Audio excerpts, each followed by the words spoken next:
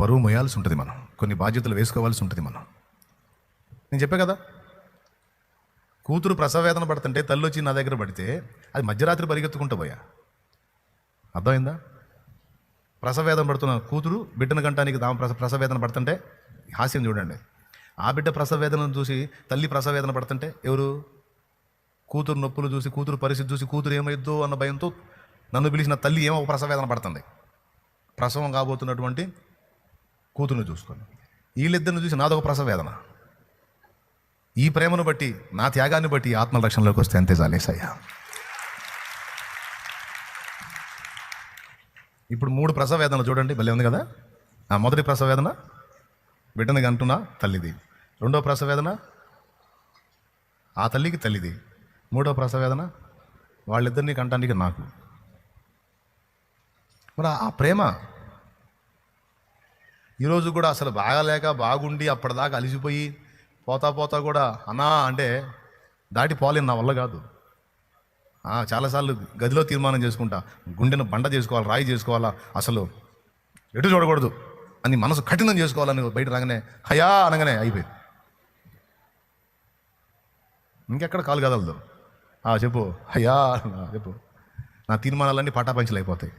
దగ్గర తీసుకుని బాధపడకమా, ఏం కాదు దేవుడు కార్యం చేస్తాడులే అని ప్రార్థన చేసి నన్ను నేనే అనుకుంటే ఇప్పుడే కదా లోపల తీర్మానం చేసావు, అసలు ఎవరు పిలిచిన పళ్ళ కొడుతుంటే బండ చేసుకోవాలి, రాయి చేసుకోవాలని వచ్చావు కదా, ఏమైంది?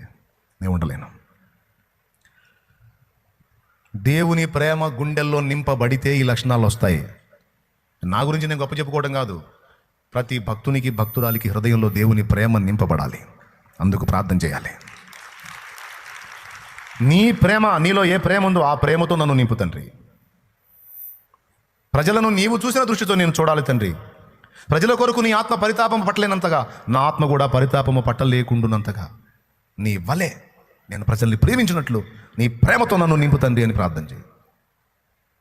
బ్రదర్, మన కోసం మనం బతికింది బతుకు కాదు, సాటి వారి కోసం మనం అంకితమై బతికిన బతుకే దేవుడు మెచ్చే బతుకు. ఎలాంటి తీర్మానం నీ గుండెల్లో ఉంటే నీకేం తక్కువ కాదు, నా దేవుడు అన్యాయస్తుడు కాదు. ప్రజలను నీవు చూసిన దృష్టితో నేను చూడాలి తండ్రి. ప్రజల కొరకు నీ ఆత్మ పరితాపం పట్టలేనంతగా నా ఆత్మ కూడా పరితాపము పట్టలేకుండునంతగా నీ వలె నేను ప్రజల్ని ప్రేమించినట్లు నీ ప్రేమతో నన్ను నింపు తండ్రి అని ప్రార్థన చేయి.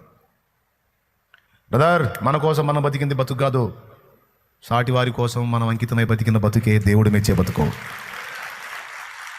ఎలాంటి తీర్మానం నీ గుండెల్లో ఉంటే నీకేం తక్కువ కాదు, నా దేవుడు అన్యాయస్తుడు కాదు. నీకు కావాల్సింది ఆయన చూసుకుంటాడు. కానీ నా జీవితం ప్రజలకు అంకితం, నా ప్రభువుకి అంకితం, ఆయన సేవకు అంకితం.